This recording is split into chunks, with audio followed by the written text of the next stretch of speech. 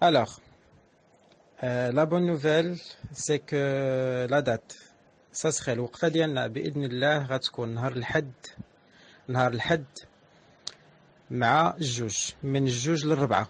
كومسا الناس اللي جايين من غير كازا يكون عندهم الوقت يجيو ويمشيو بحالهم دغيا قبل ما يطيح الليل.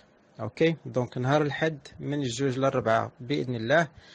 الوقفة غتكون عبارة عن تضامن مع الفنان سعد المجرد.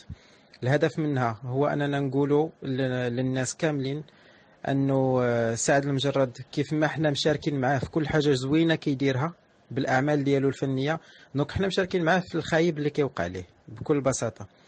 وقفة سلمية غيكون فيها انيماسيون، غتكون فيها موسيقى، غنستمتعوا بالاغاني ديال سعد المجرد وغنتسناوه ان شاء